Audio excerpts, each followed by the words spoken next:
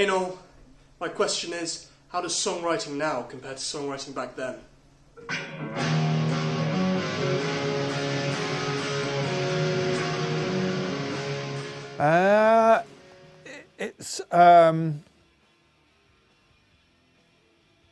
It's a lot more considered. It sells a lot less, but it's in a way it's more enjoyable. It's difficult to compare the two eras because you're writing from a young man's perspective back then, writing for a band, and now it's like writing from where I am in my life now and writing for me to sing. So it's completely different, but I loved it back then, obviously, and I really enjoy it now. I enjoy it now. Probably enjoy it more now, actually. How's it going, Noel? This is Nick. I'm a huge fan, and my question to you is, do you think that What's the Story Morning Glory, if it came out today, would it be just as successful as it did when it came out back in 1995? Thank you. I think it would. I think it would. I think that in any era, the great songs on that album, Don't Look Back in Anger and Wonderwall and Champagne Supernova, to name but three, would have been great in any era. And I think the way Liam was then would have been great in any era.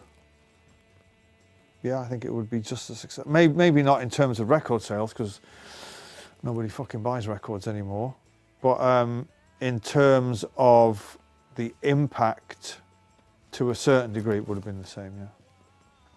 Hi Noel, I'm Basil from France, and I wanted to ask you a question about two of my favorite songs on the album, which are Hey Now and Cast No Shadow. We can hear some guitar slide playing on these two tracks, and it really has a great mood. I just wanted to know if it was new for you to play some slide guitar during these days. So thank you for answering our fan questions, and I hope to see you soon on stage. Cheers.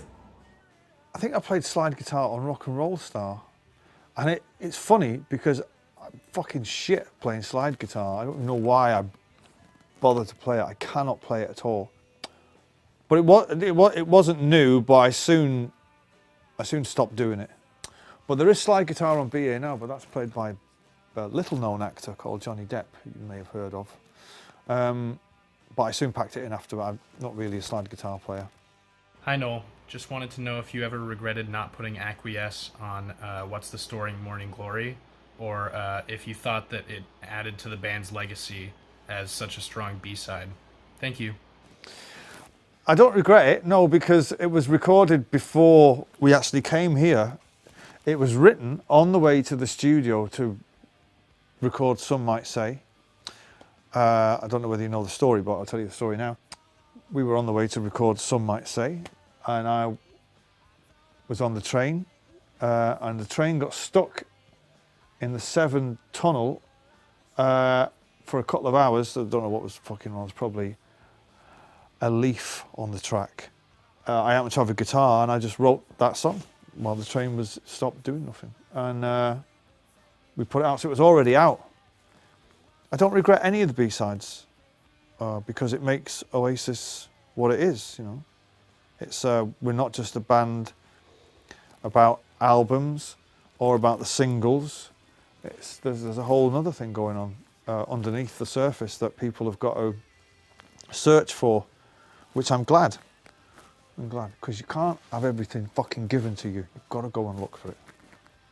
Hi Noel, I'm James from Newcastle, and it's mind-boggling to think that this week this album's still in the top 40 in the UK after 25 years. It's staggering, really. But what I was going to ask you is if aliens came down to Earth and demanded to hear one Oasis album, would this be the album that you would show them? No, is the answer to that. I would show them the best of Oasis. Because it's the best of all the stuff that we did. I made it. What's your favourite dinosaur?